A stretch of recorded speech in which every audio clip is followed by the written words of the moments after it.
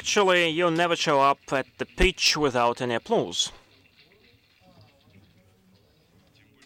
Moreover than when we are preparing for a real festivity.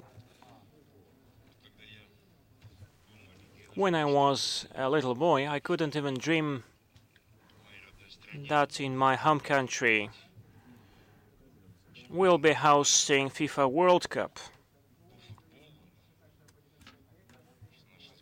That our national team would be participating there, that 11 hosting cities will build 13 splendid stadiums and all the world teams will come to us. Now we are living in 2018. We have celebrated our New Year party and there are no other priority task rather than getting prepared not only for the World Cup. And certainly we didn't only eat some salads, but also we washed it up with Coca-Cola. And now everyone is anticipating, is looking forward, straining professional skills and getting prepared for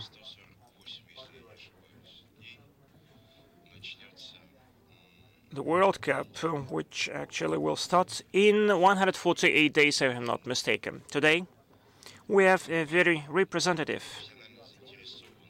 panel of people who are specially involved, engaged in this soccer festivity. This is a really festivity of no-nonsense communication and cultural exchange. This is a festivity of business opportunities which open up, festivity of social and other unpredictable things that engage millions of people, millions of people. Let me even start my speech with the fact that I even put on a badge of a volunteer of FIFA Confederation Cup, because actually it was a pleasure for me and a privilege to be a volunteer at the dress rehearsal. Can you imagine the number of volunteers, their friends, their family members, who will later on, throughout their life, remember and recall how they actively participated in preparing for FIFA World Cup in Russia in 2018. My name is Mikhail Kusnirovich. Actually, my background lists about 9 Olympic cycles. We, as Bosco company,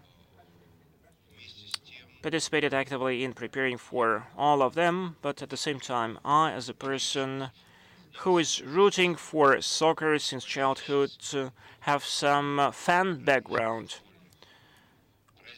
When I participate in the different soccer festivities, and so I'm looking forward to the World Cup, not only as a professional, but also as a football fan.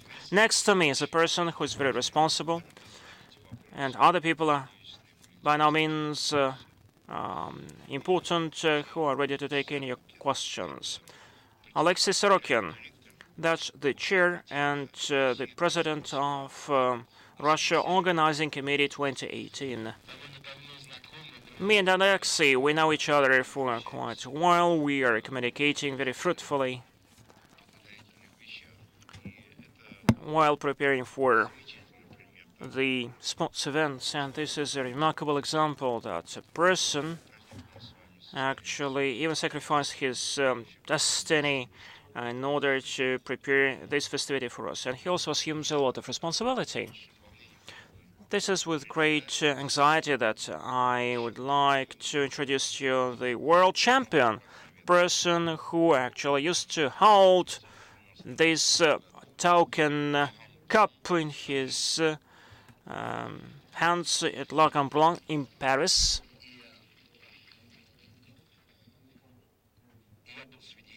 and I could witness how it took place. I was present at the finals of the World Cup in 1998 in Paris. And few people could believe that it would be the French national team that would beat Brazil, headed by Ronaldo. But it was really a bonanza. Thank you so much for that finals, very much. And my friend, the French guy who hosted us, actually, he delivered a son on that night, so the holiday was never over, was lasting forever.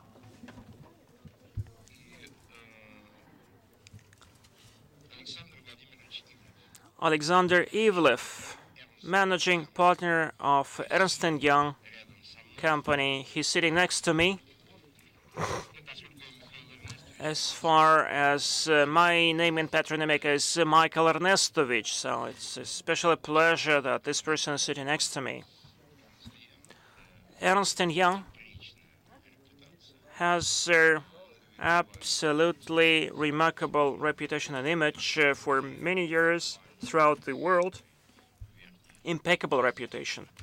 And they are really one of the top consultants, one of the top lawyers, and they're involved in the soccer movement, and that's why we can be confident about tomorrow. I mentioned immediately after the Russian salad our favorite drink, Coca-Cola. Stefanos Afidis, head of Coca-Cola company, sitting next to me, too. Director General. And many times said that Coca-Cola is not a trademark, but this is a huge brand which has big depth and good taste. Thank you for being with us. I'd like to thank Coca-Cola for not only being with us, but also within us, within those huge sports events, whether these are the Olympic Games or the World Cup. My friend, remarkable athlete. Actually, now we have to say that he's an athlete from Russia. Alexey Nemov, 4 times Olympic champion, ambassador of FIFA World Cup. In 2004 in Athens, this athlete from Russia was the first one to see double standards in judges' approaches, actually. And the whole room turned into football fans, into football hooligans. Actually, it very seldom takes place during the aerials contest, and Alexey Nemov was expecting this score, very quiet, and at that time, actually, he was not nominated Olympic champion, but he has always been our hero, and he has been the ambassador, not only for football, but also for Russia, there and everywhere. Alexey Nemov.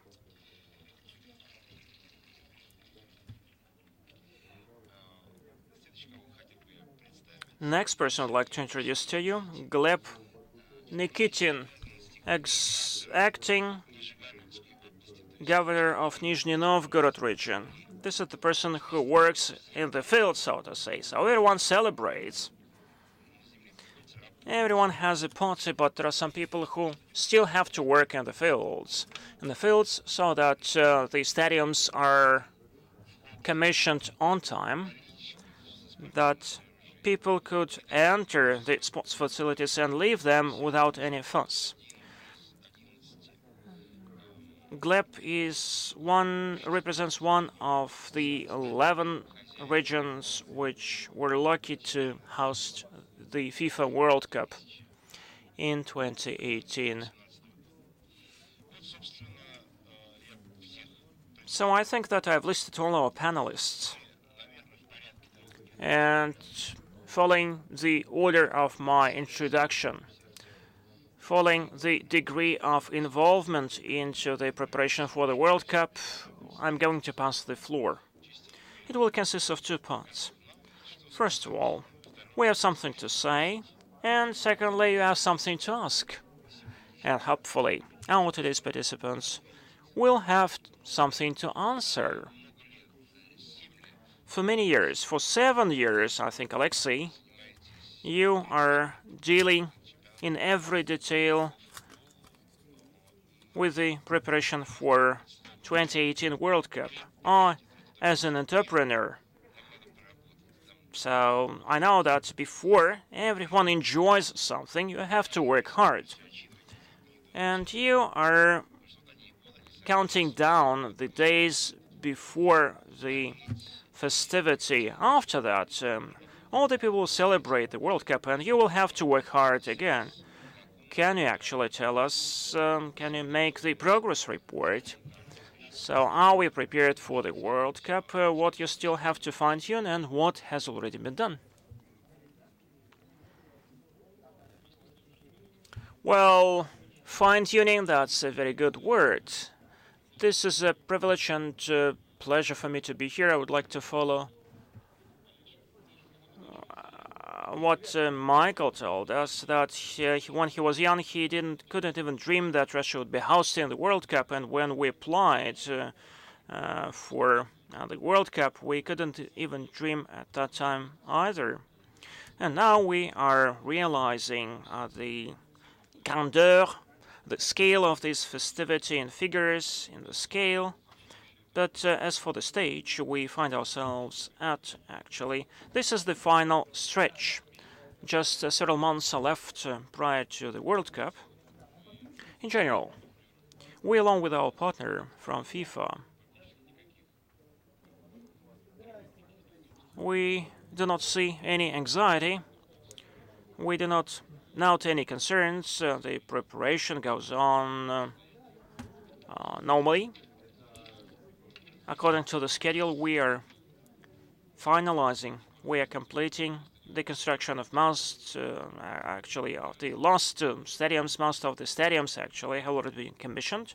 You know that 4 stadiums already hosted Confederation Cups last year, and the final touches are done to the last stadiums. We have a big infrastructural program which is about to be completed very soon.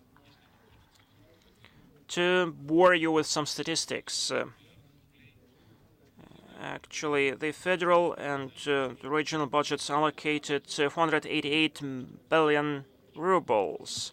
This is the cost of the infrastructure for the World Cup. As for the rest of the budgets, rest of the money, these were the investments into private hotels, housing.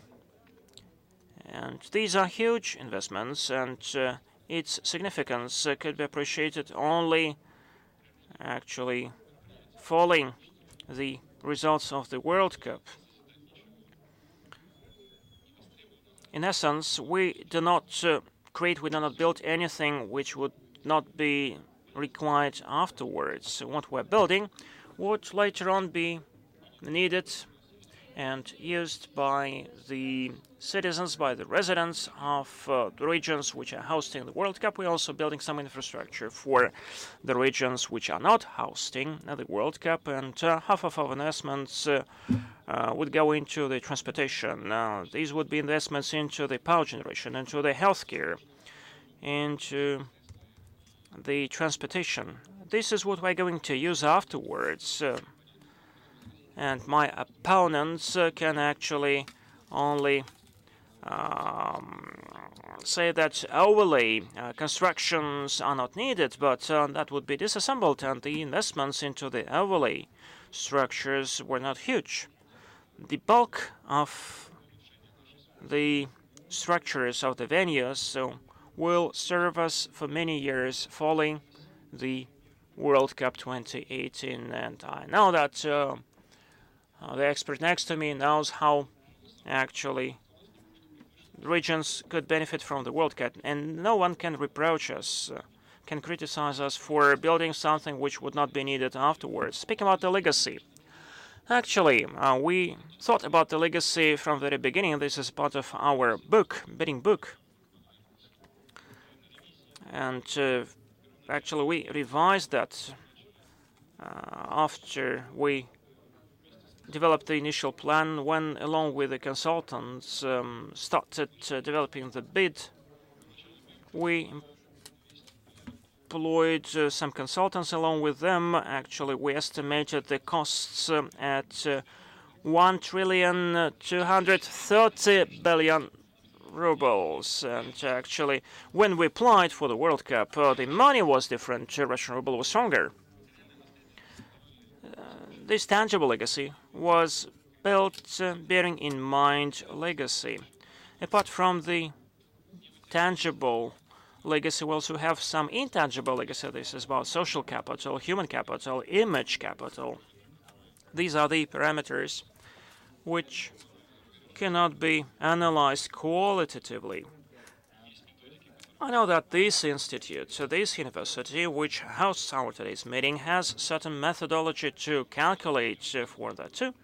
But we are convinced that the World Cup certainly is something very positive. We can judge by the experience of other countries. We see now with what pleasure people would come back to these countries, that the investment climate would change in those countries, and Russia will be no exception, I do believe. The World Cup will benefit Russia very positively, and this is the experience which Russia is going to replicate. Just for the beginning, this is all I wanted to tell you. These were some bullet points, several messages I wanted to convey just to start the discussion. We see the people who will not trust you from the very beginning. This is what actually is quite scary. But tell us, are there any risks? Are there any barriers which have to address? Yes, certainly there are certain problems, but that would be in the next series of our conversation. Yes, there are some minimum risk. Okay. Let us look at the screen, just in order to deep dive into the atmosphere of the anticipated festivity. Let us have a look at how it is perceived.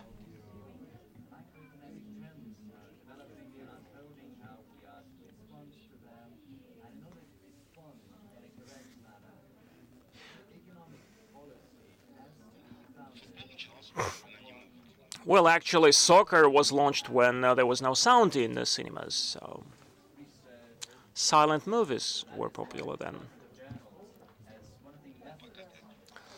Let us watch this movie without sound.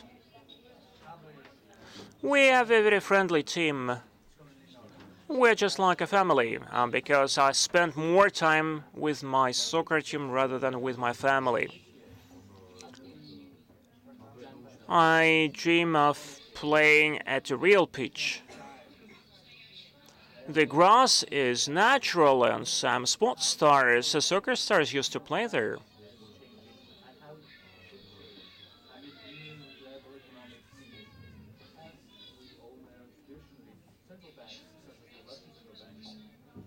It would be very interesting to play against some professional teams such as Barcelona, Real Madrid. Guys, and I was told that you are not prepared. Go, go, go, go, go. That's absolutely wonderful to play at a real pitch. When you want to show up at the pitch and show them all how you have to strike a ball, how you have to play, how you have to handle the ball. And actually we won. We won. Playing against the professional football players.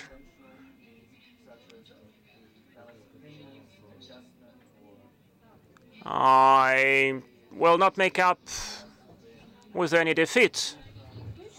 I cannot be defeated.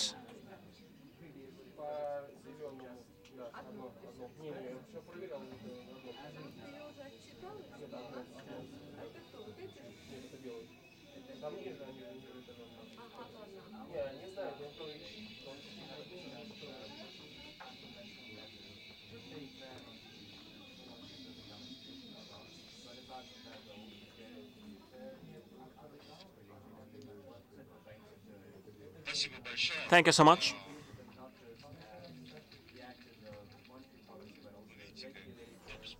You see how top sponsors learned how to enter this social sphere. Only finally, actually, you could see that product placement of Coca-Cola was not there by accident. But the whole movie was about emotions, was about human relations, kids, the society. Probably we just confused the movies. Actually, this movie we were to show a bit later, but okay. Monsieur Blanc.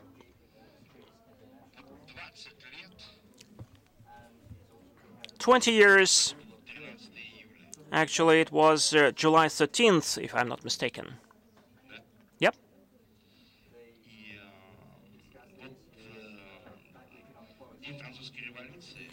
The French Revolution Day.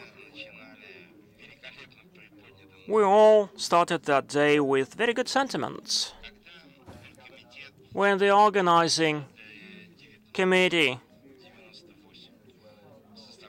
1998 made the schedule for the World Cup, do you think they somewhere deeply inside their heart they anticipated that, well, could it by accident that the French national team would win and then the national holiday would always be remembered forever?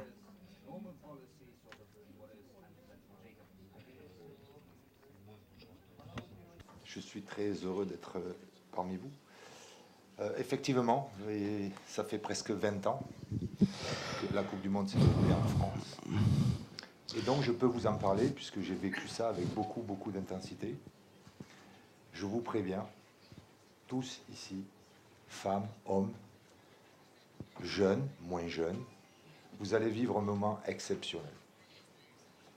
Croyez-moi, vous ne le savez pas encore, mais vous allez vivre un moment exceptionnel. Un mois exceptionnel. Je vous le dis, un mois plein d'émotions, de joie, de rencontres. Et, allez-y. I'm glad to be here with you. I'm glad to share with you my impressions to answer your questions. Really, 20 years ago, actually, this event took place, and as far as I lived through that period of time with a huge intensity, I can answer the question how it all happens.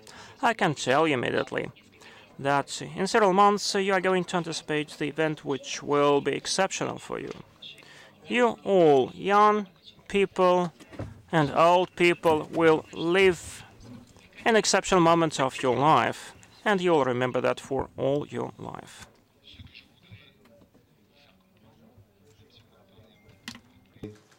De ce que peut apporter une Coupe du Monde dans un pays, c'est que effectivement, il y a 20 ans, nous avons vécu la même chose en France. Et que 6 mois avant la Coupe du Monde, l'engouement pour la Coupe du Monde en France n'était pas extraordinaire. Mais dès que le mois de juin est arrivé, dès que le centre d'intérêt du monde entier était la Coupe du Monde en France, c'est pour ça que je vous dis, dans 6 mois, le centre du monde va être en Russie. Le centre d'intérêt de tout le monde va être la Russie, la Coupe du Monde en Russie.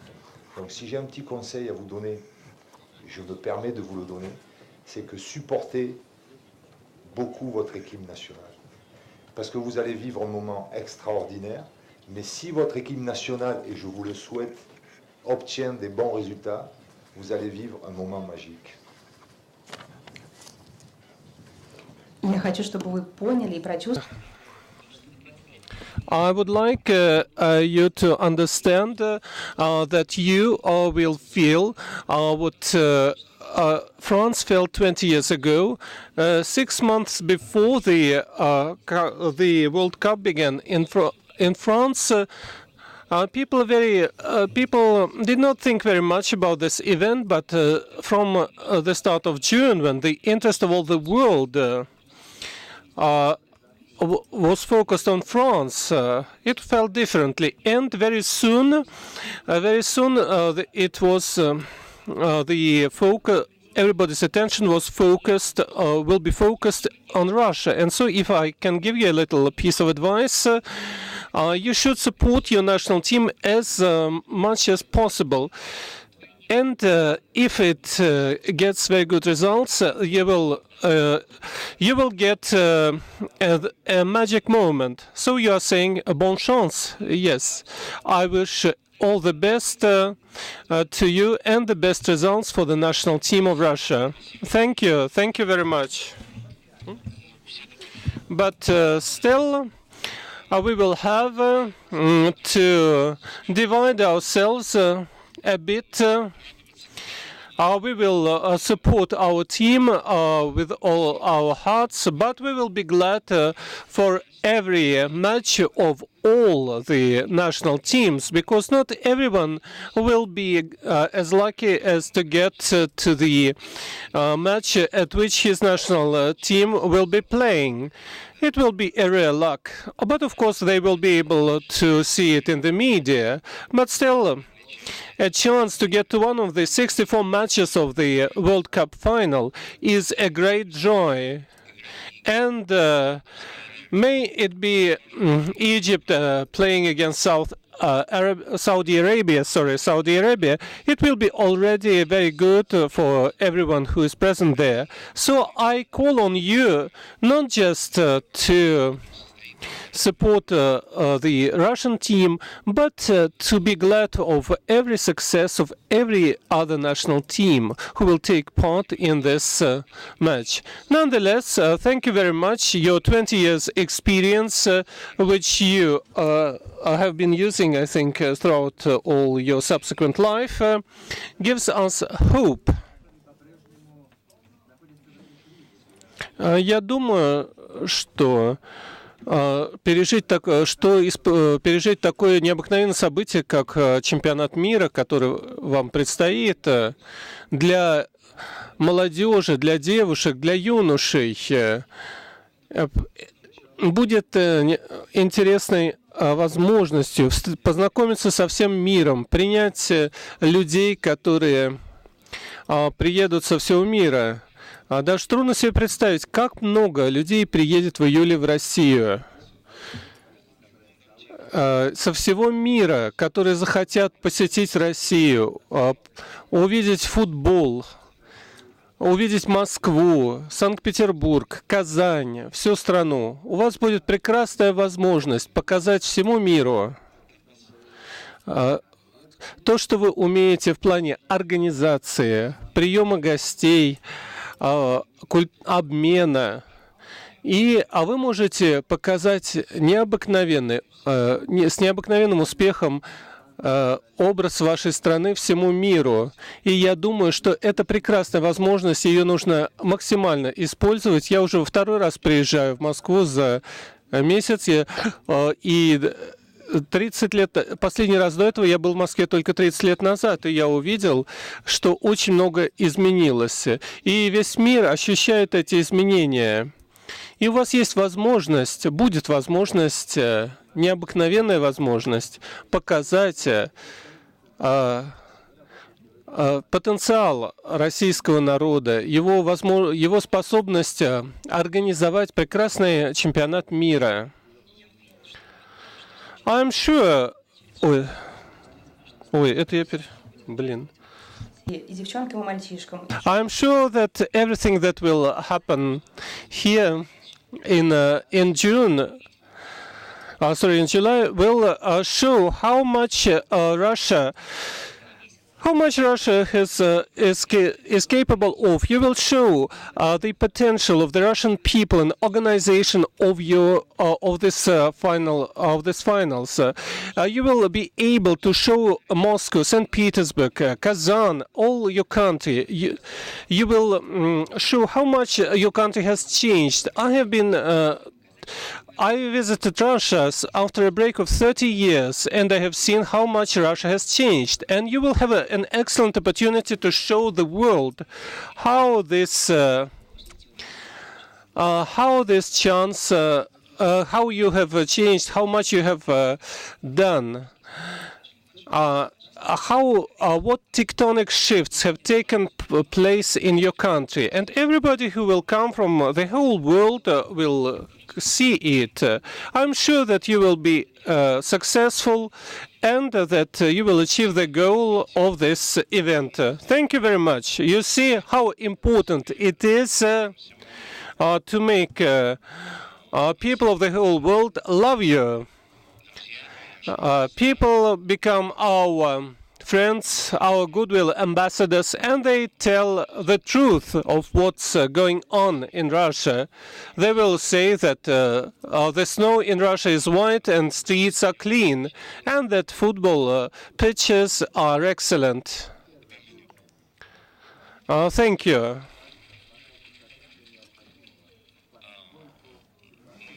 We have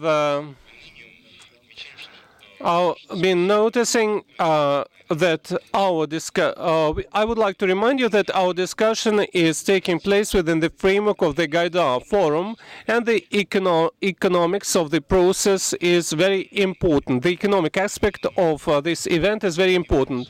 How can we, in the 21st centuries, apart from emotions, apart from politics, apart from pure sport, goals, scores, seconds, how can we assess the heritage of the legacy of the 2018 FIFA World Cup? Ernst & Young, it is not the first time that Ernst & Young provide analysis and consulting at World Cups. And I would like to ask the managing partner of Ernst & Young in Russia, what do you think? Alexander, how will everything change for us in future? What will the impact be for people, for regions, for employment? How can we assess the value, the priceless experience that we will have acquired? It is something special. And how will we live afterwards without the championship? Well, I'm sure that we will live well. I'm sure. Well, that's all. I think you deserve applause. Thank you. Thank you for the applause. Yes. As regards the legacy, from what we see in other countries, we do have impact. So now you say that in reality, things can be different. I would like to comment on the video spot that we have seen. Very many years ago, I wanted to come to the Olympic Games in Moscow. I was 13, so we were born in the same year. I was born in 1967, and I was in 1966, and we were both 13. It's a problem. Well, perhaps. So I was an athlete, so I'm not very good at figures. And I wanted to go and see an Olympic stadium in Moscow, the stadium where the handball matches were played, and I was very serious about handball. I was an athlete in my school, and at one of the platforms of the Olympic Games, where there was a competition between child teams, well, I have seen it, and I understand very well the emotions of the children who have seen it. I have visited the place where Ronaldo had played So it was very moving. So, and I remember this pleasure, this enjoyment of feeling part of something big and good. Well, it's of great value, especially for those young boys and girls who go in for sports. And as regards the economic aspects, well, the situation might be different afterwards. As a British journalist said, on the results of the World Cup finals in Wembley in Britain, the host countries must understand that a World Championship is a party which leaves nothing in its wake but a hangover and a bill to food. Well, that's what journalists think. But economists are of different opinion. There is a short-term impact after a championship which a country must make the most of. Practice shows that organization of World Cups is much more effect, gives much more positive effect for the economy of the country than the Olympic Games, because Olympic Games are organized in one place and a championship takes place in several cities. And so for Russia, it might give an opportunity to create new infrastructure, to develop small businesses, and cooperation to enhance cooperation between the regions, which will be useful after the championship. And long term, the championship will affect the following things. First of all, attracting tourism, increasing interest of tourists in the country. For example, in Germany, the 75% of foreign tourists who came at the time of the championship were for the first time in Germany, and 80% of them said that they would return to Germany. They would like to see the country as a whole, and they would recommend going to Germany to their friends in order to see more of the country than you see when you just visit the stadiums.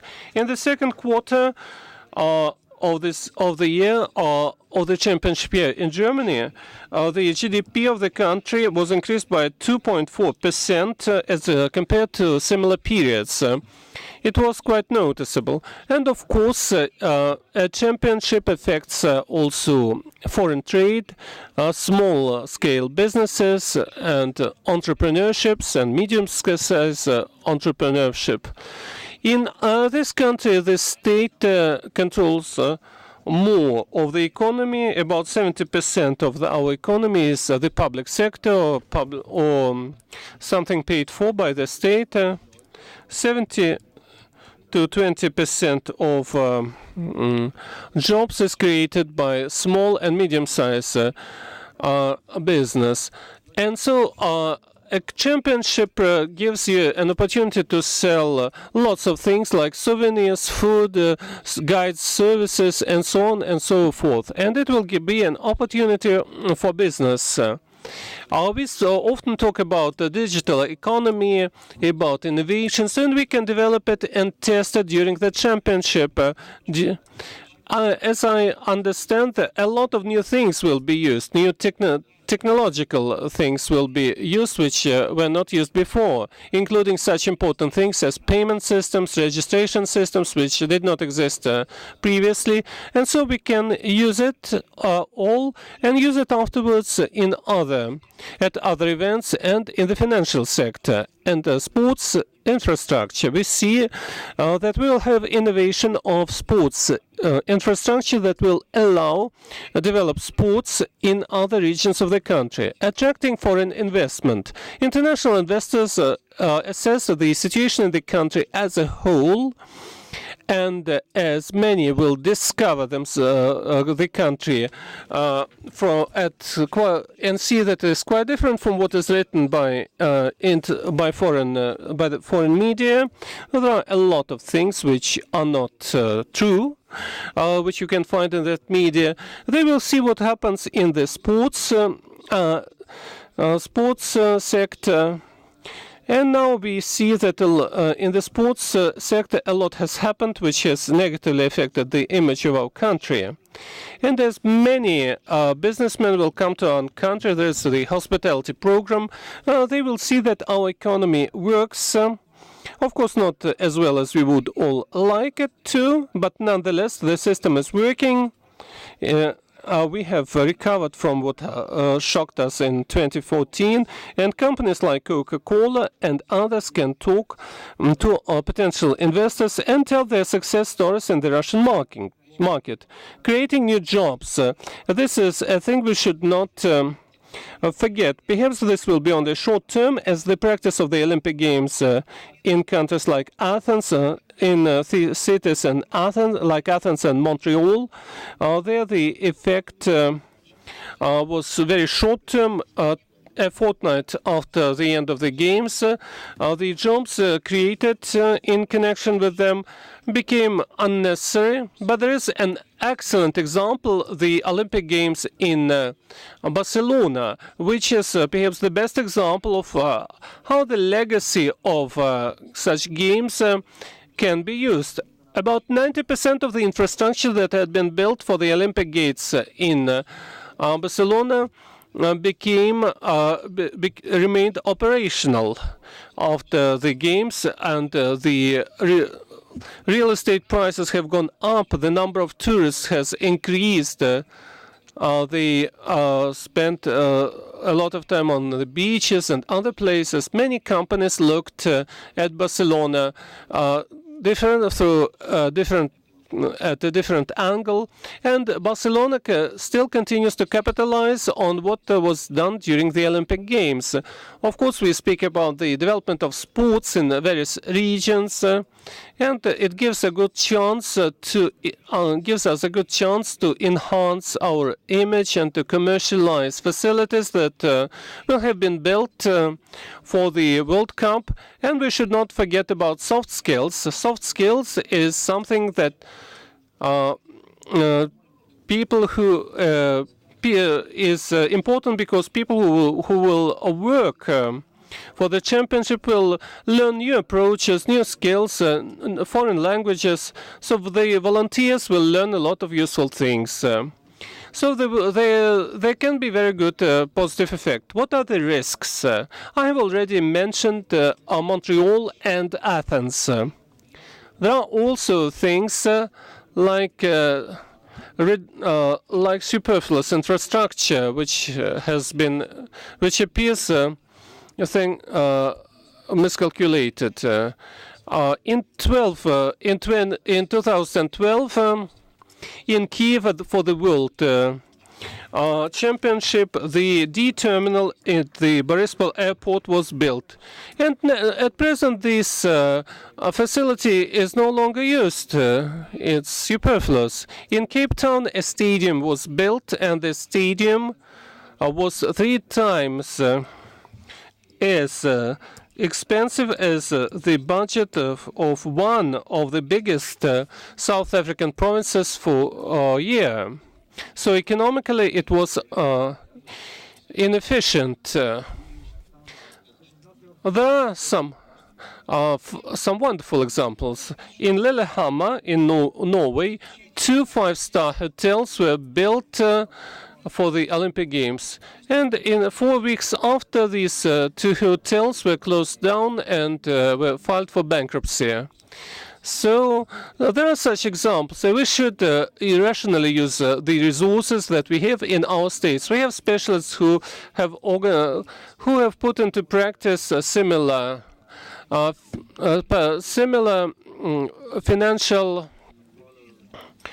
and economic projects. So I think we have a good chance to use the infrastructure, the stadiums that we have, and the human resources that we have prepared for the Cup final. Thank you very much. I, as entrepreneur, can personally add that there will be a lot of indirect effects. For example, quite recently, a new legislative initiative was put forward the tax-free system was introduced in Russia. I will make no secret of that. We have been trying to do this for many years, but the argument was, but the strongest argument was that if we do not introduce it before the championship, it will be ridiculous. So this argument did work. Thank you, Alexey. And of course, a large number of indirect effects must be taken into account. And of course, if even if this is not an engine, the engine, it is the starter. It is what it is the ignition box in the carburet engine. And we will either catch or not catch the spark, but the spark does exist. So it depends on us to catch it. Thank you very much. And to continue, I need a swill of the wonderful beverage. And we all need to see how the World Cup is traveling our country, and all this thanks to Coca-Cola. So the legacy of Coca-Cola, football for everything, is written on the screen. Sorry, football for everybody. So take a bottle of Coca-Cola, take take a swill. Yes, swig.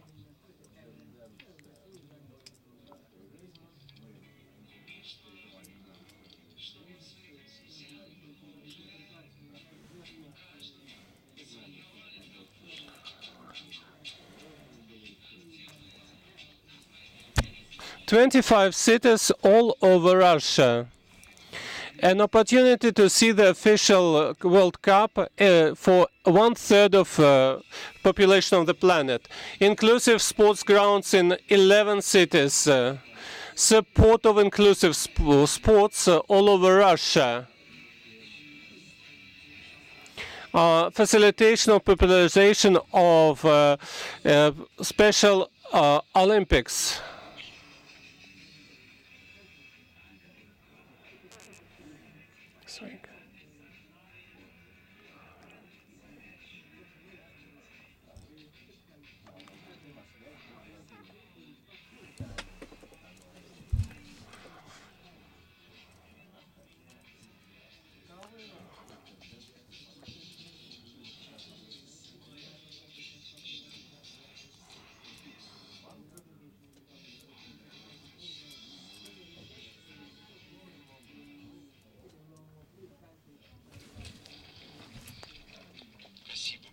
Thank you very much.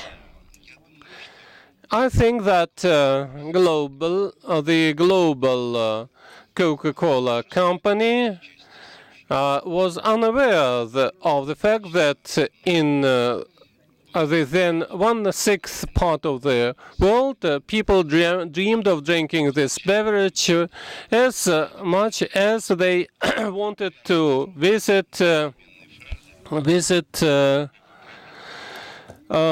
the World Championship, and we celebrated the New Year every year with the immortal phrase, "Have you tasted Coca-Cola?" No.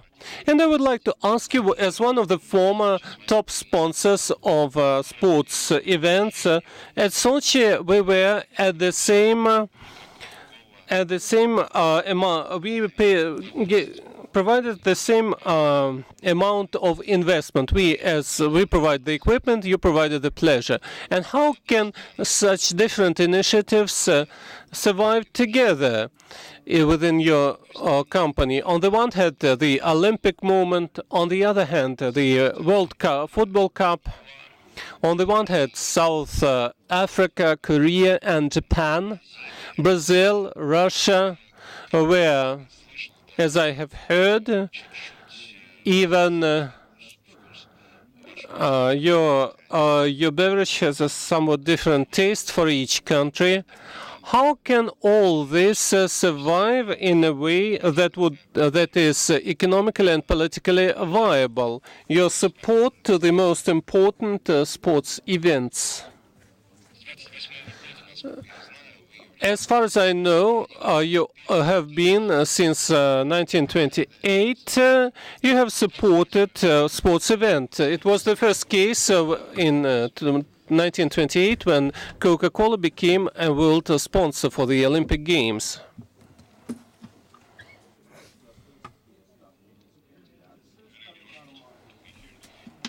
My name is Stefanos Vafidis, and I'm the country general manager for Coca-Cola Hellenic Russia. I'm in Russia the last 8 years of my life, so I'm really very much interested in all this discussion that we have so far. I'm really honored to be in this panel today.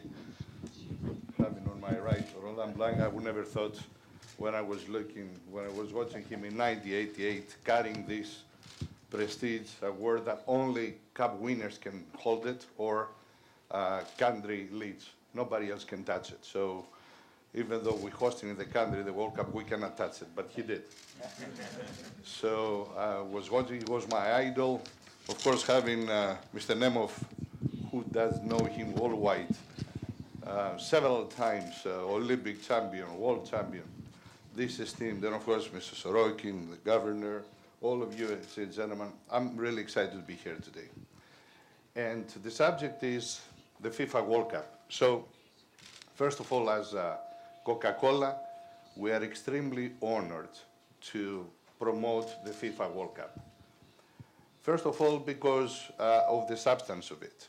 The FIFA World Cup, as Roland very well said, because he lived it from within, it's a big, big fest. It's a big celebration of nations, bringing the nations together for football, on the occasion of football, under one big celebration. He warned us about the times we're about to live in Russia in a little while. So we do understand that sponsoring this event, that this is a very big bet for the country. And we have every reason to believe that it's going to be this World Cup. It's going to be one of the most successful World Cups that have happened so far. It is not personal belief. Also FIFA has echoed this. Now, promoting the FIFA World Cup, we are, as a system, the exclusive sponsors of the FIFA World Cup Trophy Tour in Russia, which is happening not only in the 11 cities where the FIFA World Cup happens, but it's happening in a wider number. We bring the FIFA World Cup, the Trophy Tour, to 25 cities across Russia. And I wanted really to thank the organizing committee and you personally for all the help, and of course the local administration and the governors assisting us in organizing this tour. This tour is going to happen in 2 phases. Already we finished with the first phase. We started in September in Luzhniki with the presence of President Putin and President Infantino, and finished in the FIFA draw in December 1st, the first round. Now FIFA goes to a worldwide tour. So some 50 countries around the globe will host the tour and will have the opportunity to start feeling the celebration, and then returns back in Russia for staying for the last days of the tour. So far, if you read the numbers, more than 220,000 people have visited, pictured themselves, and made their own personal celebrations. As you saw, a few people proposed, and they wanted to make their wedding proposals in the presence of the FIFA World Cup. This is going to be the biggest ever FIFA World Cup trophy tour. Of course, we are the biggest country in the world in terms of size. And the FIFA trophy tour will cover more than 25,000 kilometers of a distance.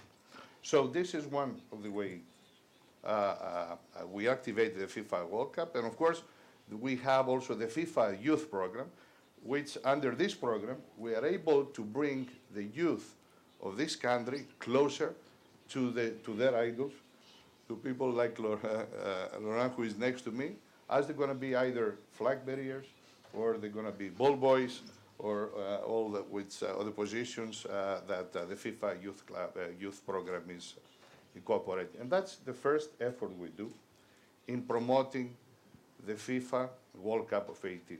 Now, the second effort we take is promoting the Russia as a destination of the FIFA World Cup. Mr. Ivlev already said that the tourist potential that a FIFA World Cup as a destination has.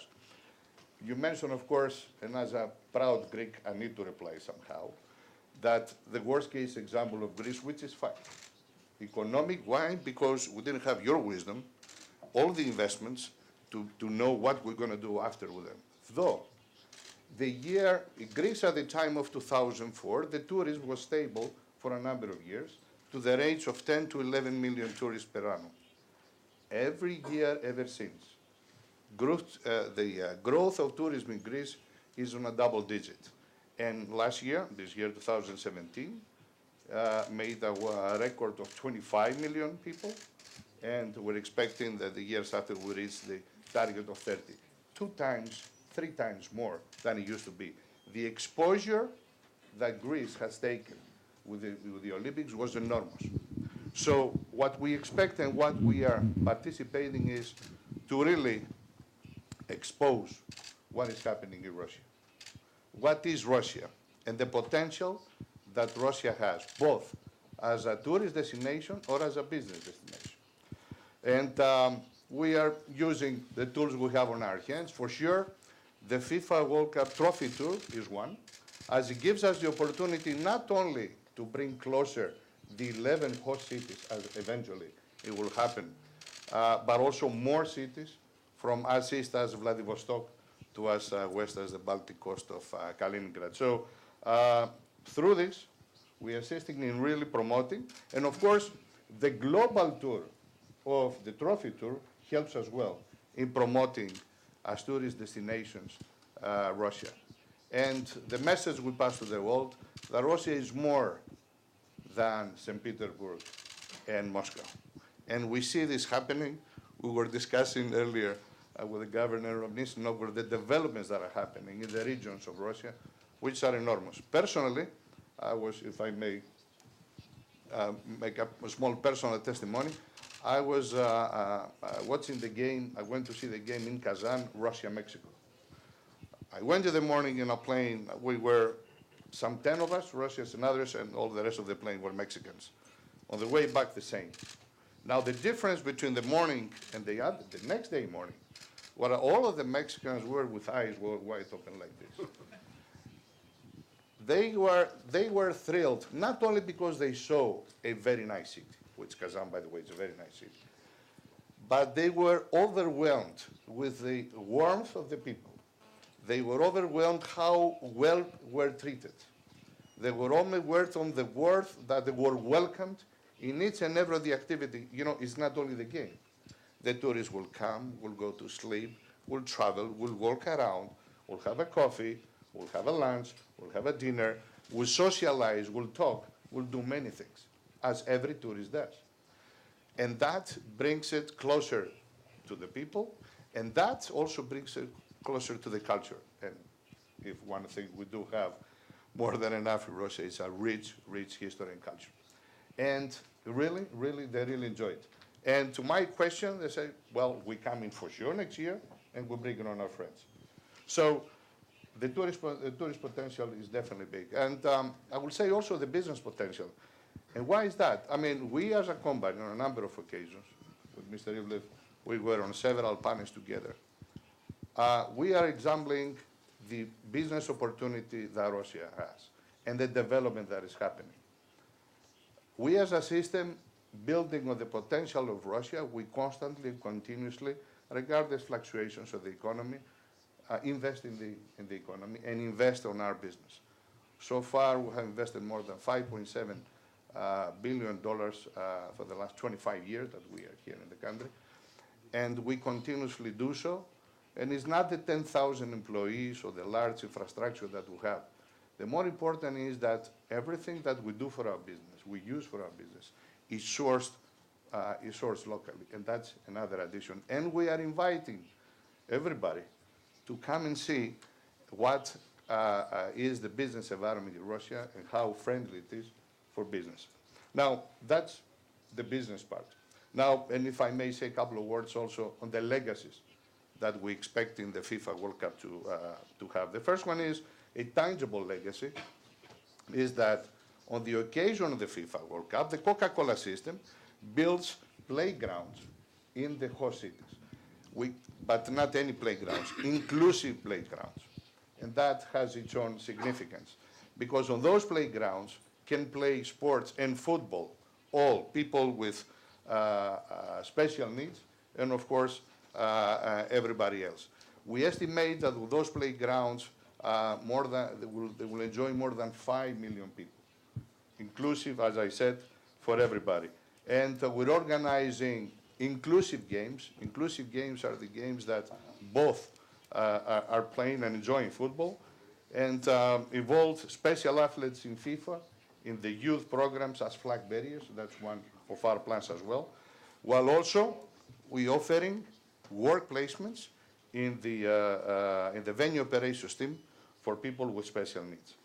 So that's the one way as a tangible legacy, but more important is the legacy that we believe the World Cup should have and will have to the youth of this country. So we are the exclusive sponsors of the Leather Ball tournament, which is the biggest youth grassroots program that Russia has. I will give you one figure only.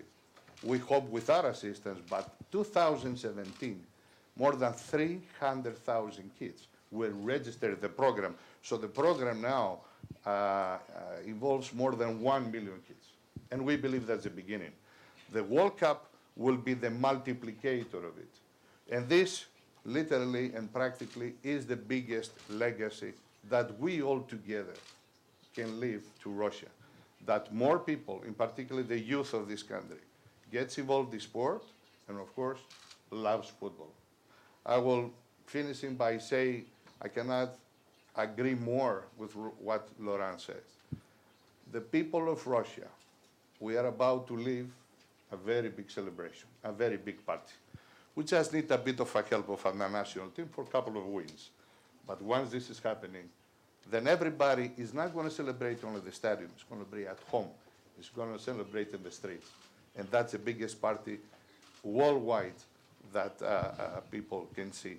And the next thing is this, the people of the world is about to experience the new Russia, the Russia that we all enjoy, the Russia that we aspire for our families, for our kids. So it was my comments to your question.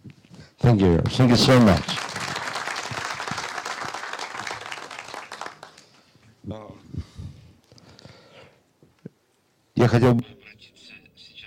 And now I would like to turn to one of the participants in the event who only is looking forward to hold this trophy at his territory. I wonder what is going on in Nizhny Novgorod. Are you getting prepared? Are you anticipating this joy? Or are you preparing to help people enjoy this process? You're most welcome, Mr. Governor.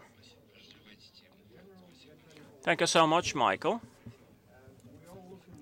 I'd like to get back to your very first words that when a little boy couldn't even dream of Russia's hosting the World Cup, but really Gorky or Nizhny Novgorod, how it is called now, couldn't even dream about that, because for 30 years it was a secret city or a closed city, closed for foreigners, and the ships would pass by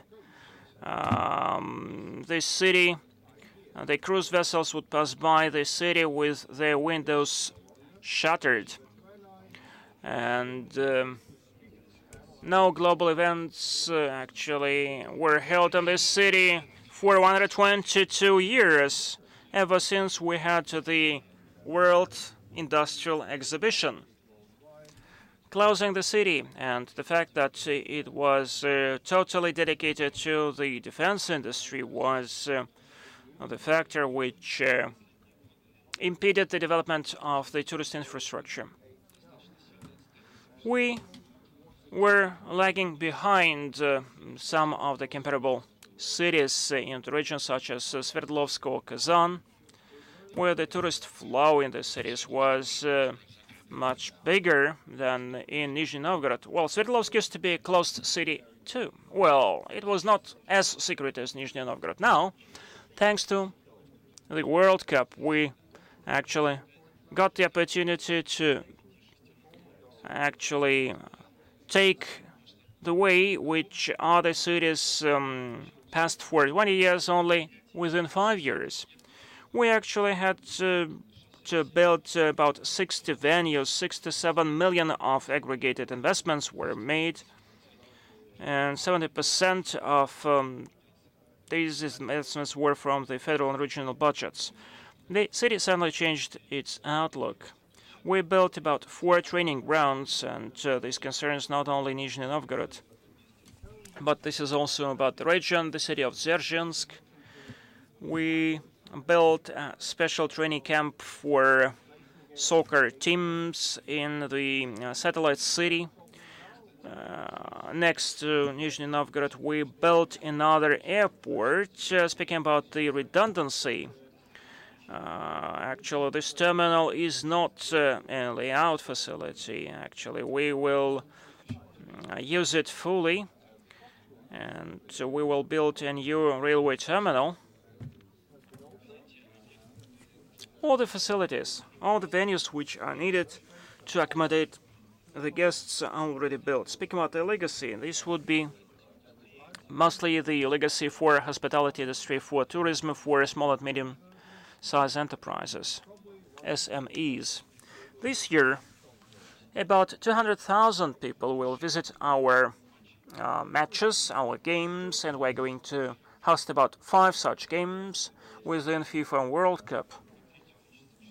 And therefore, we will see the flow of foreign tourists increasing by 1/3. We did some preliminary estimates. If the foreigners spend there about 2 or 3 days, then totally the budget of the city will increase by $3 to $5 million.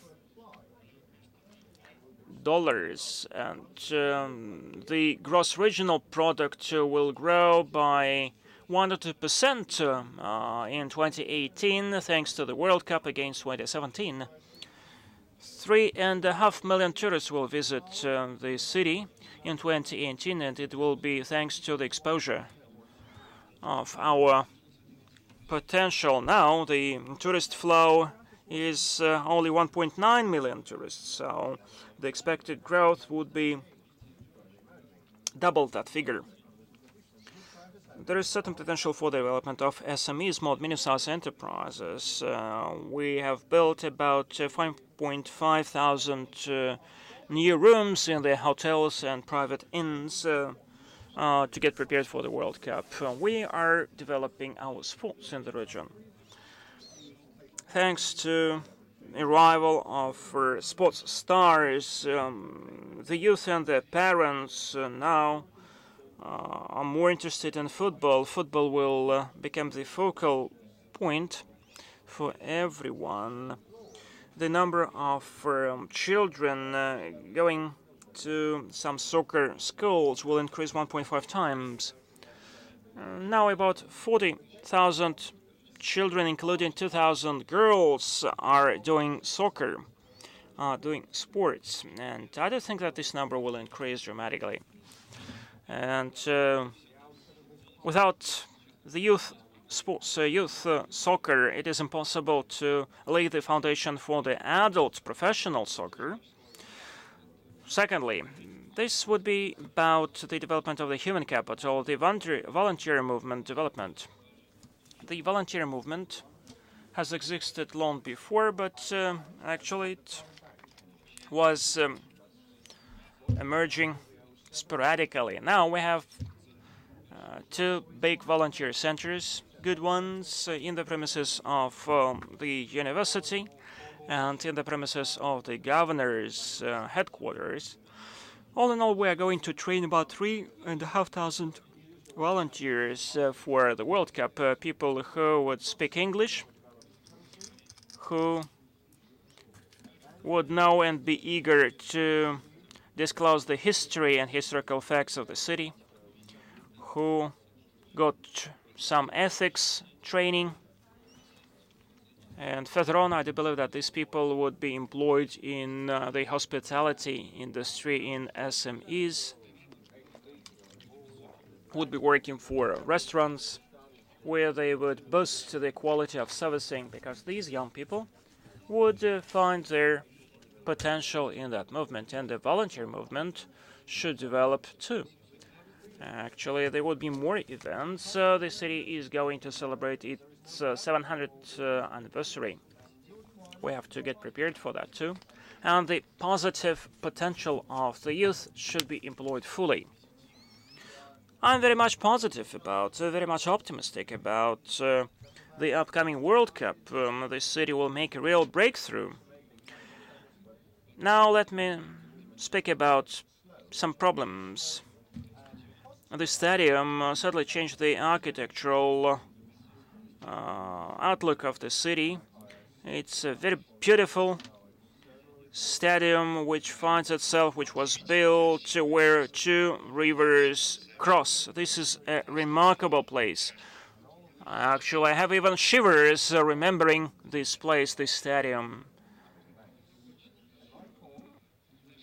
I also thought that I would invite everyone to attend this place, to visit place. Quite recently, this place used to be a former harbor or port area, desolated one, a very shabby one. Now it's been renovated. We gentrified. This is one of the best entertainment places in the city. But as for the stadium is concerned, certainly we face a task to actually somehow become cost efficient. And we don't have any local team playing in the Premier League. We have only a team which plays in the second league. But even if we were playing in the Premier League, and the stadium actually is going to play about 60 days a year. So do you mean that you are going to play in the European Cup? No. 60 days a year. This is how long actually the stadium will be used. But actually, in order to pay for our costs, to recover our costs, the stadium should be used for more than 200 days. Actually, we may use the stadium for other reasons. Some sports events, contests, some entertainment events such as concerts. So we face an objective to bring some pop stars, develop certain program to develop the stadium, to employ it fully. And cost recovery. Actually, the payback period is anticipated in the range of 5 to 7 years. That's why we hope very much to get some support for the nearest future from the Ministry of Sports. All the hosting cities, especially the ones which do not have any teams playing at the Premier League, will have to pay about 200-300 million rubles per year to support, to maintain this stadium. I actually thought why Mr. Kolobkov, the Minister of Sports, didn't show up for that session, because he anticipated that question, that request. Well, actually we work very well with the Ministry of Sports, and still this target to recover costs, to pay back for the investments was put forward. And also we have to earn enough to recover the maintenance costs too. We will have to work together and to draw the attention of the Ministry of Sports to how professional teams function in Russia. You all know that most of the teams, soccer teams, they depend on private sponsorship. Sometimes would depend on some temporary ambitions of the governors of the regions or mayors of the cities. Well, that's a very difficult question, and this goes beyond the topic at hand. Well, but actually, this is very much related to what we are discussing today. I don't think that acting together, we will address all the problems in the stadium, will live a full life. It will become one of the focal points to build added value for the city and for the region. And I would like to end my presentation with inviting you. Messi is going to visit us. Okay, let us list the teams which are going to come to you. Messi from Argentina is going to play in Nizhny Novgorod. And especially I would like to invite to us the English hooligans and English fans who we will welcome especially. And certainly Russian fans are very much welcome too.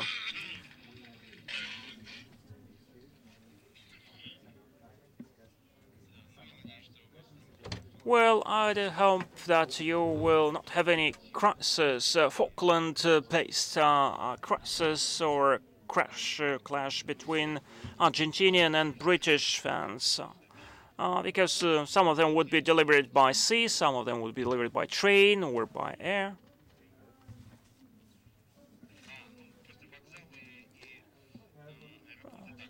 Railway terminals and airports have already been built, but actually, a river is open for everyone. Okay.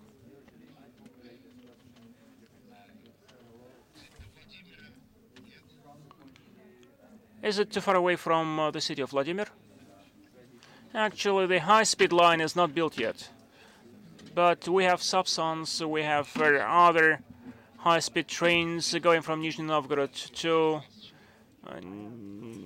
St. Pete. Actually, there are two high-speed trains. One is called Sparrow, the other is called Swallow.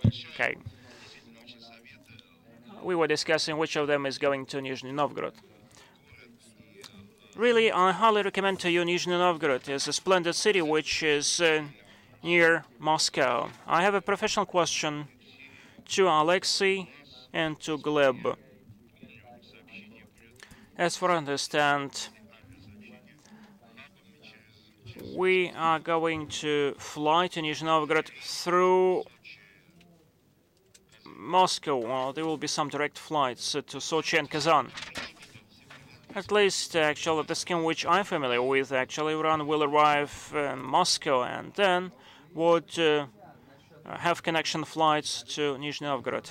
As usual, we say thank you so much for that question, and we'll even see how we organize for that. There are certain problems with the communication between the cities, not through Moscow or through St. Pete.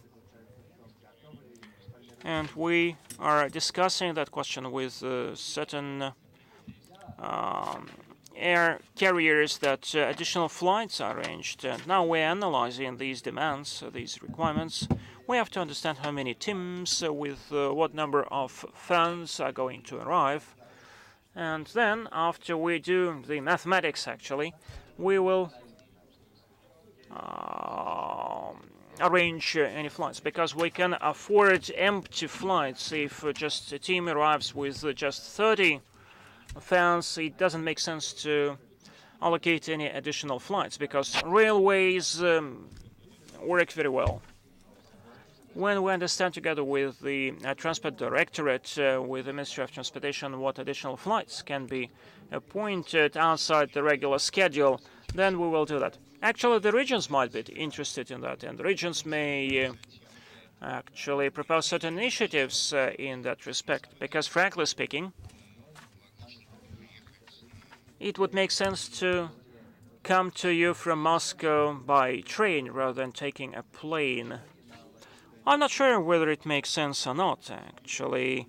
Railways and aircraft carriers are competing for the travelers. So we have an enormous number of flights, and I personally prefer aircraft going by air. But as for the communication between the cities,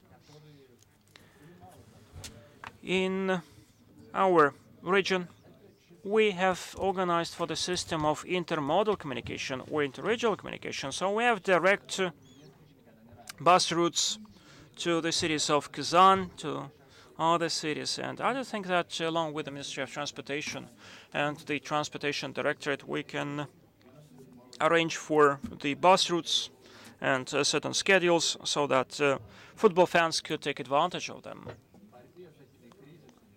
You have to bear in mind that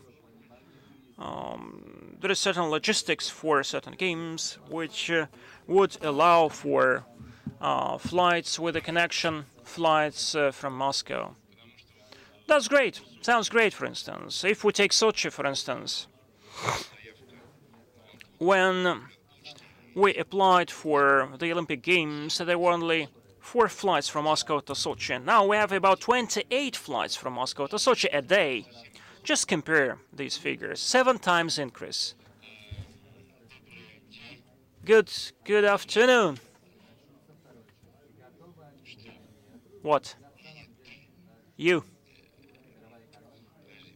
Look, no, that's Alexey. Let me call you Alyosha, diminutive from Alexey. Just between us, as we are friends. Tell me, frankly. Let us thank everyone.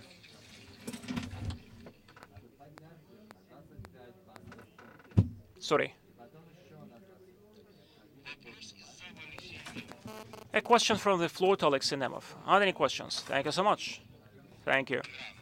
It's too early. That's the end of the question, but guys, this is an exceptional opportunity to raise a hand, to take a mic, and ask a question to a person who really is very knowledgeable about the international sports movement, who's been there for many years, who got some diplomatic experience. So who knows how to answer questions and how to dodge questions. Okay, let's ask a question. Lady? Lady on the 3rd row. Please pass a mic to him. Alexey, you are the ambassador for the city of Saransk. What legacy would be left in the city of Saransk after FIFA World Cup? You are familiar with what is being built there, I'm sure. Thank you so much for your question. Thank you. Thank you. But really, I do think that everything has been said by my colleagues and my friends. They have told you in every detail what I will not repeat, actually, what has already been said. I really take pride in the fact that Saransk is going to host FIFA World Cup 2018. This is really a token event, not only for Russia, but the whole world. Because, as far as I know, there are more soccer associations in the world than United Nations members.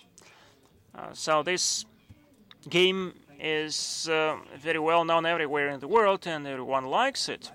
I do think that we will host it with a lot of success because we have certain experience of hosting big sports fests, and you all know about the generosity and hospitality of Russians.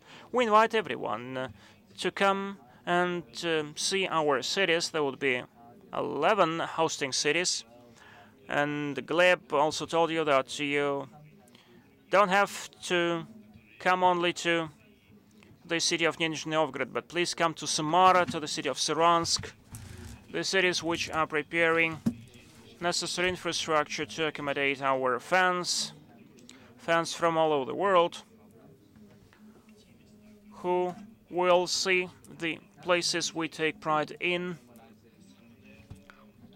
Most importantly, if we speak about the legacy, our children are going to do sports in the conditions which were enjoyed by the sports stars. And I think that after the World Cup, we will see another wave of kids and children who would be doing sports. And that's clearly very important. Thank you so much. We have listened to a very interesting judgment. We got enough information from the participants in our discussion. And now, let us ask questions you are most interested in. You raised the hand. Good afternoon. I would like to welcome everyone. I have a wish or a comment rather than a question. We discussed flights and trips. But for foreigners who would come to Russia would be mostly interested in pricing policy that actually the tickets are not too expensive. Usually in Russia, when we have any major event, the entrepreneurs increase prices several times, and it may actually repel foreigners. I hope that the organizers will do something about that. And let me take advantage of the fact that there are some people from the Ministry of Transportation. Let me switch to the Olympic uniform. Actually, Bosco, for instance, representatives. No Bosco people there, no. That's very bad that the Olympic Committee opted for another company which makes different uniform. Because everyone likes Bosco. I'm saying that not because you are here. Well, you could tell me that personally because I'm here, so. But if we switch to the World Cup, I do believe that this World Cup will be one of the best because it is going to be hosted by a great country. Thank you so much for your attention. Thank you. Thank you. Thank you. I have one thing to ask. This is really a unique opportunity. We have here a world football champion and representatives of regions, ambassadors, governors, Coca-Cola, Ernst & Young. But there are no functionaries from the Ministry of Sports. Please don't ask questions to them. Let's be brief. Introduce yourselves. Who is asking the question? Say whom you're asking it to, who are you asking the question to, and give and say what you're asking. Yes, yes, please. The fourth row. There's somebody. Anatoly Nikiforov, Council of the Federation, International Foreign Relations Committee. Question to Mr. Sorokin. Colleagues, there is no doubt that hosting such a large-scale event is very good for the economy, for the development of communications, for the infrastructure of the city, etc., etc. But I have one doubt. I would like to ask a question not to Alexey Sorokin, but to a person who is absent from here. But we will do it in a different way. But my question is as follows, briefly. We all know how the Russian national team, football team, plays, and I'm very much worried about this. And not only myself, I assure you. I'm sure that all the infrastructure will be very good, everything will be well prepared, the pricing policy will be excellent, people will come and see our wonderful country. But Alexey, I would like to ask you, you will have to answer. We are all interested. Why? Please tell us briefly. Why Russian football players get so much money, but the quality of the game has been degrading? And another question. I have recently come back from South Korea, where I was shown the Olympic facilities. They are wonderful people. Of course, they are also preparing. But this is just a pale shadow of the Olympic Games in Sochi. So the affair has not been finished. Far from it. What are you doing in your body? What are you doing to protect our athletes? You know, there's a joke. WADA will not reach out to because the Russian national team consists mostly of foreign nationals. So let's stick to the rule: one man, one woman, one question. A question must be specific. I don't know why Alexey has to answer for somebody else and here, but I believe that Laurent has already answered this question. He has given a chance. Laurent has answered this question. He has given a chance to our team. You are skeptical, but you are worried. Well, let's follow Laurent's advice and support our team. So thank you very much. In the first row, number 5. Thank you, Mikhail. I have not a question, but a small presentation. I will be brief. I won't take up too much of your time. I am speaking about legacy. A few words about legacy. I'm from the Federal Communications Agency. I'm Oleg Dukhovnitsky. I'm not going to talk about how much effort has been taken by our agency to prepare the infrastructure of the stadiums so that the participants, the guests, and the volunteers will have access to the best modern technologies so that they have excellent quality of mobile communications, messengers, etc., etc. But I will speak about some special legacy. I will speak for 2 minutes about stamps, postage stamps. In 2015, the Marca company concluded a license agreement with FIFA, and this year we launched a very good postage stamp program. So you are giving gifts already. So what is this program now? This is a very large-scale and serious program. It has been developed very seriously. It was started at the Sochi Olympics. About 50 million copies of postage stamps, postcards, and marked envelopes. Now we will reach as many as 100 million copies, and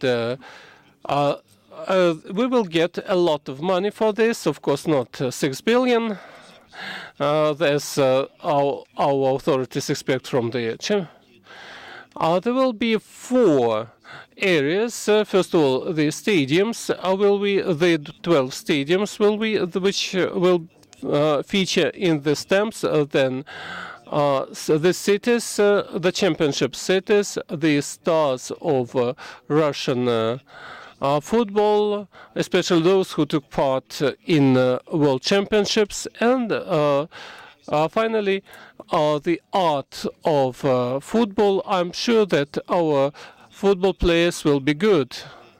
And now you see the marked envelopes with images of the championship cities. Well, all this will go on for years, and this will support. And of course, there will be stadiums and other facilities which will function.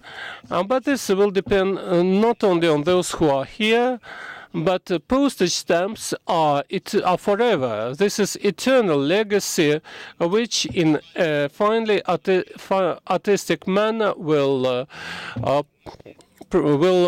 give glory to our championship. So collect stamps, gentlemen.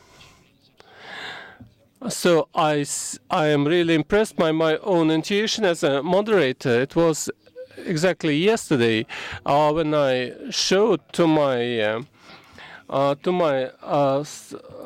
8-year-old son cancelled postage stamps and marked envelopes, and we decided that he would collect stamps. And postage stamps are really of great value for this and for future generations. And it is bad when a boy does not play football and when he does not start his postage stamps collection. And such a wonderful opportunity as postage stamps with images of the championship are great. Thank you for a very positive presentation. A question. Your question and that will do. Anatoly Rabinovich. I'm head of the National Pensions Association, and I am first of all because here for this reason, but I would like to ask you a question as a football supporter. I am the father of a child who has the Down syndrome, and my son is going in for sports, and it is for 2 years that now we children with the Down syndrome who can go in for sports. I would like to ask Alexey, Alexander, Coca-Cola, and the others in this room to ask you how can it possible in Russia with the support of FIFA, and FIFA supports the program FIFA for Hope. So can it be possible for our children with the Down syndrome, for example, the son of Vicente del Bosco has also the Down syndrome. Is it possible for them to take part during the opening of the World Cup in Russia and to hit the ball with their feet? That would allow to develop very well this area of activities. And I would like to ask Coca-Cola, do not forget about our mentally disabled children. Disabled persons are not just those who are in wheelchairs or have other bodily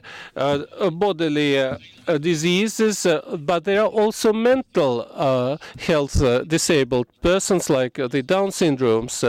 I would like to ask Mikhail, please produce together with Coca-Cola uniforms for our children. And I would like to ask the heads of the regions, can you support us? We need the governors support the initiative to develop children's sport for children like ours be developed in 11 regions and at least, and not just in Moscow. Well, I believe that the world experience of the Coca-Cola company will allow to answer this question. Said just a bit earlier, youth programs particularly that we run together with FIFA for kids to participate either as flag bearers or for the flipping the coins. These programs are, as I called, inclusive and is not exclusive of any special abilities and not disabilities people. So obviously the Down syndrome and all of these are included. Count to that. Thank you so much for your support. Thank you. This is really very important and very good because we all are terrestrials, Earth, men and women, and our experience of joint work with the Paralympic Committee, with teams of disabled persons for whom we produce uniforms, shows that our experience, mine and my employees, is very real. It is direct contact with people who do need you. It is not so. Of course, I will give you my my data, my email address or phone number, and we will produce uniforms for children. But it has nothing to do with the uniforms for the Olympic Games or for the World Cup. We have to respect our marketing partners like FIFA, or that FIFA has, or the Football Association has, and FIFA has all. The Adidas company has done a lot already in this field, and we as Bosco will also do a lot. And there's the ceremony when every match starts, when the footballers come with their children. I think Alexey Sorokin will comment. What you have suggested is a serious initiative. The new administration likes innovations, revolutionary changes, but we also understand that football is a game with certain regulations, certain superstitions, certain traditions. I think we can, of course, put forward such an initiative. I can help you with that. But I cannot guarantee you a positive answer. Perhaps we should better speak about children who, well, he spoke about hitting the football. No, we speak about, well, here the football can hardly be accused of being indifferent to various social initiatives. For example, indifference to disabled persons. There are already cases when children took part in such this campaign. This campaign is owned by the McDonald's company. We are ready to take part in it. So FIFA is ready to discuss after an official request. Yes, it's a very interesting, important, and initiative.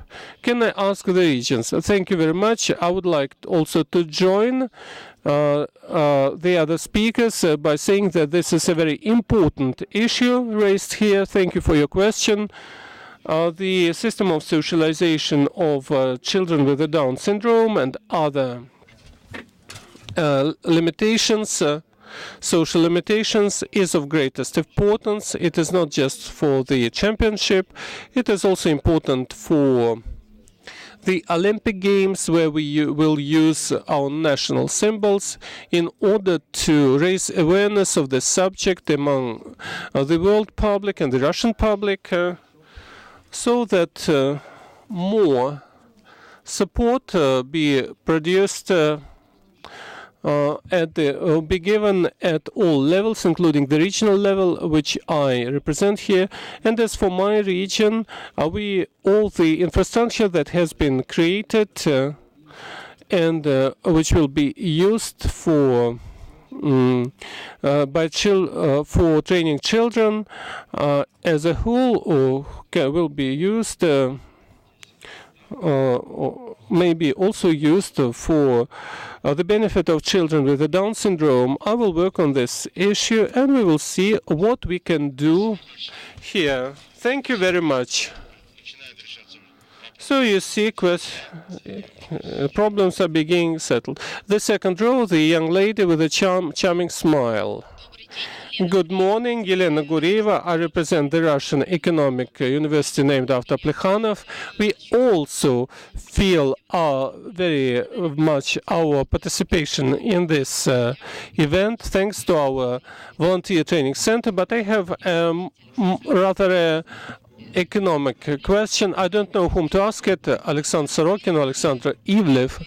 As you know, the planned income from the programs Sochi 2012 have been more successful than expected. What are the prospects of the marketing program of this championship? Mr. Ivlev will answer. Yes, please. So, colleagues, Who wants to calculate chickens before autumn comes, as they say in Russia? Before they are hatched, rather. Well, the income from the World Cup, from the football, consists of 3.5 things: television, sponsors, tickets, and other programs. We cannot yet calculate those incomes because they are not ours. They belong to the right holders. FIFA is going to invest money, a lot of money, into, and it will remain in Russia's economy. Over 90% of this money will be handed over to the Russian companies, but as the organizer, FIFA holds all the rights and owns all the incomes. The merchandising program has been started a bit too late. It has came into full swing only now. It is difficult to assess the economic effect, but we see that it will be really big. 714,000 tickets have been sold during the first wave of selling. And now the second wave, we have 3,171,000 requests, and there will be also the third wave selling in booking offices. So as far as the tickets go, there are a lot of them are being sold and have been sold. So some qualms by some of our friends are not. Have not been materialized, and television rights have almost all have been sold. Practically all the rights have been sold. It's a full success, complete. So I don't know what do you mean. If you mean specific figures, nobody can give you. But the structure of tickets is like this. As for our country, we will have the indirect income, which is quite substantial, which can be calculated, although it's not very easy to do, but it can be calculated, but they are huge. I have given some examples. The latest figure, over the Confederation Cup. Tourism has increased by 34%. Tourism for our country for these 2 weeks, which is quite a lot. And traditionally, not so many people come to the Confederation Cup. So we are even a bit afraid to think how many will come during the World Cup. And I'm not talking about jobs, about similar things. Thank you very much. I can also say from the inside, there's a serious difference between the Olympic approach and the FIFA approach. There, the organizational committee concluded all the marketing and television contracts, and after that, it gave a little share to the International Olympic Committee. Here, everything is vice versa. Judging from my personal experience, I would like to say that FIFA has a very professional marketing team. As for huge figures of huge incomes from the Olympic Games, well, yes, they have been. More money has been made than was originally expected, but not that much, as you say. But I wouldn't say that 3 times when the income is 3 times as big as planned means that the planning was bad. Well, when incomes are several dozens of percent, does happen, and it's wonderful. Dear friends, this is really a very interesting subject, and we are all looking forward to a wonderful big sports event in this country. From footballs to postage stamps, from stadiums, railway stations, airports, footballers, children, wives. Everybody is looking forward to. Now we are looking forward to the final. Question: who would like to ask the most important question? I will. I will have the microphone already. You have a competitive advantage, but I also have a microphone. I am Alexey Glebkin. I represent the All-Russian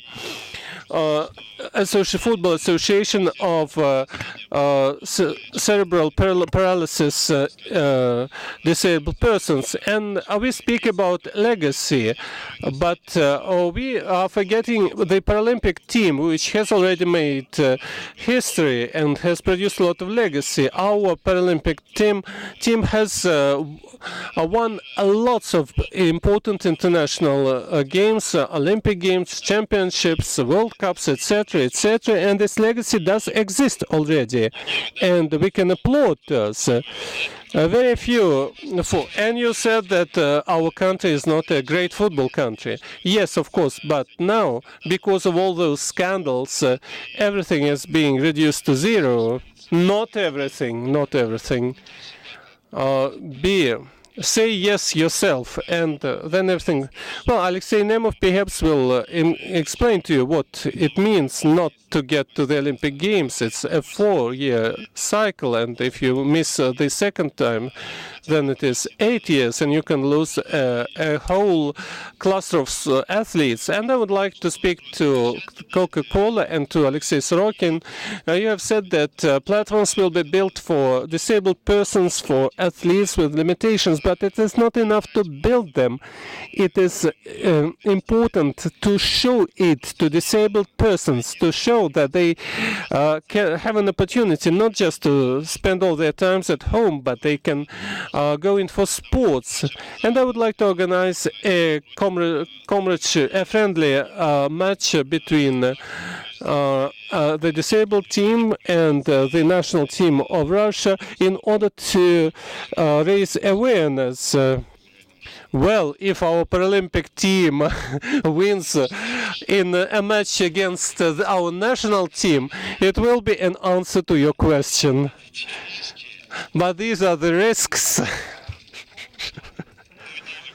And of course, I would like to say that we need a lot of support, not just to our sport, but there is a team in Nizhny Novgorod which goes to the Russian championship. So I would like to get more information support, not financial but information support, so that disabled persons will be more active in sports.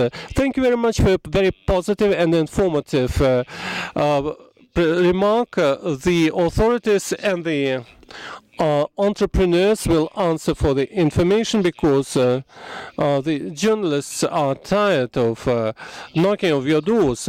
Yes, of course, it is necessary to support all various initiatives by partners, sponsors, organizers, athletes, children, disabled persons. We all support our football. This is our legacy.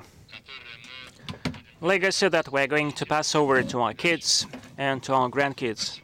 Thank you so much for being with us. I apologize for not letting everyone ask a question, but should you have any questions, well, you may do that offline the conference. Thank you so much and have a good day.